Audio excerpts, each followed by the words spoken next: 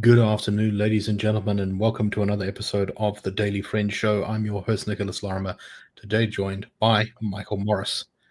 Before we get into the show, let me just very briefly say apologies, my camera is not working, so you are all, or those of you watching on YouTube, will be unfortunate or maybe fortunate to not see my unkempt beard at the moment. But that being said, let's get into our first story. We're going to first talk a little bit about some important job appointments in the city of Johannesburg. We're also going to be talking about whether influencers should be regulated. And lastly, we're going to talk about some of the smaller parties in our country talking about binding together. So our first story is actually two stories kind of together. One is, and Feral Huffagy from I think she mainly works for the Daily Maverick, has gotten very, I think, personally exasperated by the state of the city of Johannesburg. And so she's been writing actually quite a lot about things going on in the city. And you can kind of see, I think, the journalist's frustration in the headline here, which is "Council Lies. Strong woman Helen Boertus is still working for the city of Johannesburg." So Haffaji says in this piece that reporting that's been done by the Daily Maverick has found that the former head of the Johannesburg property company, Helen Boertus, who was recently removed from that position by the city of Johannesburg for a variety of things. One of the things she has been implicated in is negligence regarding that horrible shelter fire in August 2023 when 76 people were killed. She's been implicated by the Special Investigative Unit for spending 18.6 million rand on dodgy companies in COVID-19 procurement stuff. She's currently being taken to court and to be charged as a delinquent director by Outer. So controversial to say the least. City of Joburg, under some sort of pressure, decided to let her go and then instantly rehired her, but this time as a consultant. So rather than being the head of the Joburg property company, she remains in the top decision-making, or at least with access to the meetings of the top decision-making is made in the city of Joburg. She was photographed in one of the Mayor Dada Morero's bomb squad meetings, who are supposed to be the crack team fixing the city of Johannesburg. It's not really, I would say, much of an advertisement for the bomb squad if you're just including, controversial people who have been in power for a long time in the city. But anyway, at the same time, it looks like the current city manager of Johannesburg, or until recently city manager of Johannesburg, Floyd Brink, is going to be reappointed as the city manager in Johannesburg. Floyd Brink is another controversial character. He's been removed by the Gauteng High Court twice for flouting proper procedures, and he has been very heavily criticized, particularly by the DA, who say that he has not run the city well. And the city manager is a very important position in the city administration. In fact, it's the most important position. It's the top official who actually implements everything that the politicians tell them to do.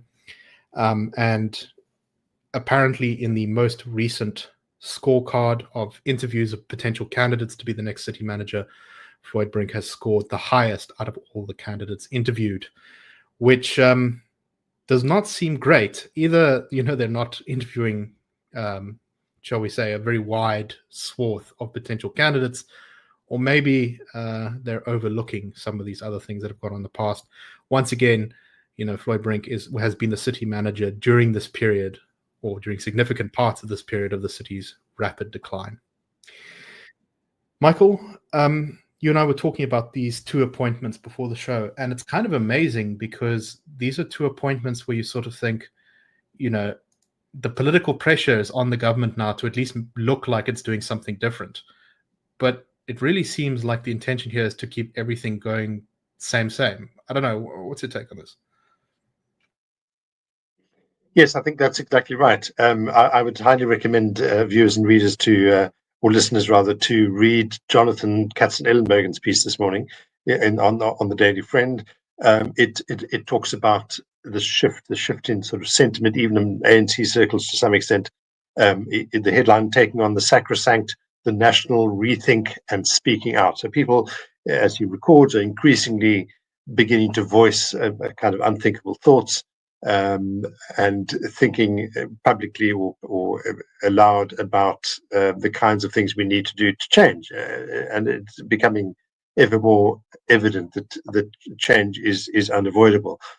So I think both these stories kind of speak to the the opposite, in a way, that the intractability or the sort of intransigence, that wonderful old word that used to be used an awful lot in the 1980s. The Pretoria regime was always being intransigent, especially in the foreign media. I think the South African media tended to be a little more nuanced, but it was a great word to describe a fortress apartheid and that kind of thinking.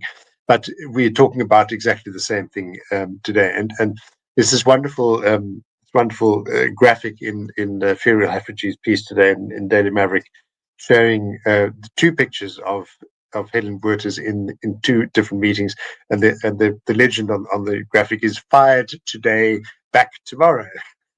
So this clearly demonstrates, a complete lack of seriousness about exactly what we're talking about, what is needed. She also refers, somewhere in her story, she says Johannesburg services are in a crisis and the city is in emergency light mode. Well, that's quite kind, maybe, in a sense. People are managing to live their lives and get on with things. It is the economic capital of the country. It's kind of mammoth dynamo of the South African economy and financial system. For a city of that status to be in even emergency light mode is very serious indeed.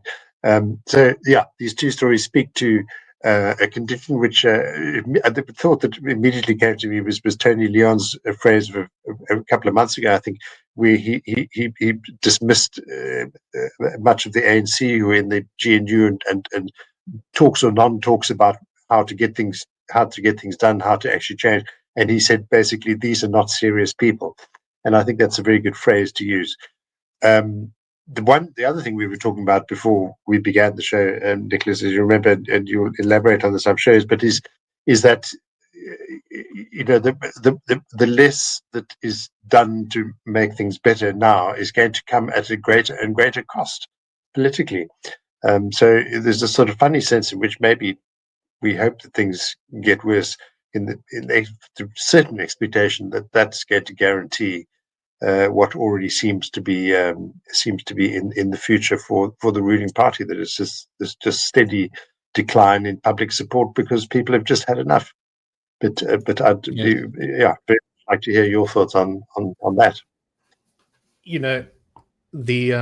I think the definition of or the description of the theory of evolution given by Charles Darwin was that it's not the strongest of species that survives, but the one most responsive to change.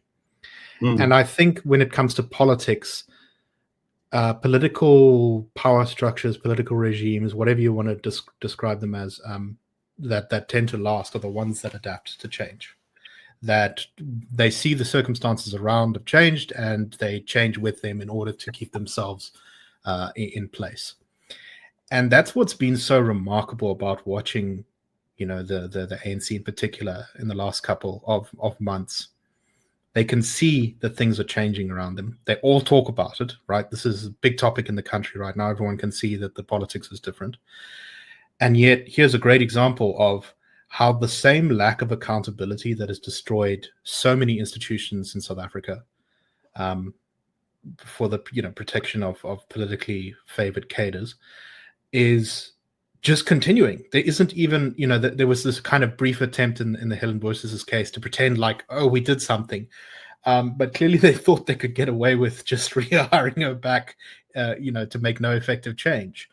And it's kind of, it's amazing just to see the sort of stasis just kind of continuing, that there's just a refusal of the kind of cadre patronage networks to make any concession whatsoever to the reality. You'd think that it would be in the ANC's best political interest to, at the very least, temporarily look like they're cleaning up their act and that they're changing everything and how the city is being done. But the focus has so become on just maintaining the status quo at this point. And that is one of the reasons why fundamentally I think that the ANC is going to have a very bruising next local government election. It's exactly because of decisions like this. You have to change something if you don't want to keep going in the same direction. And this is these two appointments, or these two looming appointments, are evidence of just refusal to change. Exactly. And it's also that other thing of the sense of a kind of revolving door hiring process, that it's the same old people just kind of being recycled. And Yes. Clearly in absence of new talent, where is, surely a huge political party, the biggest in the country, would be able to draw on new thinking, new talent, young people coming up, but it doesn't look like it, does it? Right. It's a terrible sign of stasis. You could even find another cadre to put there. You don't want to abandon cadre appointment. Fine, put another politically connected cadre. At least people would take a few months to find out what was going wrong from the new person. But that can't even be done. It's just the same old revolving door stuff. Yeah. And so interesting times to watch. But clearly, Joburg's governance troubles are not looking like they're moving in the right direction anytime soon. I think we can conclude that from this. Now, we don't actually know whether Floyd Brink is going to be reappointed as city manager. He would have to be voted through by the council. So the ANC doesn't have a majority in the Joburg council, so they'd have to put together their coalition once again. I'm sure the EFF will back them. They've always had a good relationship with Floyd Brink, but will Action SA vote for it? Will some of the smaller parties? Who knows? So maybe the story is not quite over, but still not a great sign of how things are going. Okay, our next story here. There's been a bit of talk recently about regulating various things online. We discussed on the show, I think it was a month ago, the chairperson of the Parliamentary Portfolio Committee on Communications was suggesting that podcasts should be regulated. This was after someone said there had been various offensive and racist things said on podcasts. In particular, there was one about where someone said something horrible about colored people. There was another one where Mac G from Mac G and Chill podcast made a rude comment about a woman. And so there's been this kind of drumbeat of maybe we should regulate podcasts. There's now also been a kind of new front in this conversation with some people on social media calling for the regulation of social media influencers. And this was because recently there's been a backlash after some paid influencers on South African social media were advising people to go and take these kind of dodgy jobs in I think it was Russia that were possibly human trafficking kind of things. This is I've seen these sort of job offers before. You're offered a job as some sort of specialist for high pay overseas in another country, but the condition is they have to hold your passport for you, and then when you get there you find out the job is not nearly as they've advertised. It's all sorts of strings attached, and they don't let you leave the country, effectively enslaving you. So I'm sympathetic to why people think that this kind of stuff does need to be sort of controlled, but you can see that actually in the little poll held on the Times Live article, just sort of talking about this issue. It's not a scientific or representative poll, but you have 103 votes, and sort of 78% of them are in favor of regulating things. And I think this is broadly consistent with South Africans' views on free speech. The Social Research Foundation found that majority of South Africans feel that offensive speech should have some sort of control or regulation on it. But Michael, you're a very passionate defender of free speech. What do you think of this conversation? Yes, you mentioned this little poll, and I think it's quite useful to have these little polls just to get a sort of sense of what's at least some readers are thinking. As you say, it's not a lot. I think total votes at the moment 106, and as you say, 78.3% saying yes, stop misinformation, because that's what it seemed to be, and only 11.3% say no, it limits freedom of expression. And we were chatting before the show, and as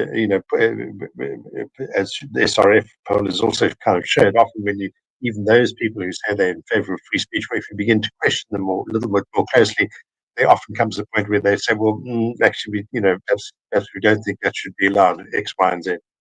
So it is a very, very, I think, very tempting in a society, in a free society that that also has kind of some regard for itself and its members. So there's a kind of sense, well, we've got to protect people, we've got to be nice to people, and we really don't want nasty things to happen to us or to our fellow citizens if they get drawn into some job offer in Siberia or wherever it might be. Um, Perhaps what we do need to do is to let the government step in and regulate. And it's always that risky thing. It's a terrible thing that I absolutely oppose. Is failing to trust freedom, failing to trust people to decide for themselves, because you always then risk having to tell people what to think, what to do, what not to do, what not to think. And it becomes this kind of snowball we saw with wokeness, I think, to some extent, somewhat less formally, although not entirely.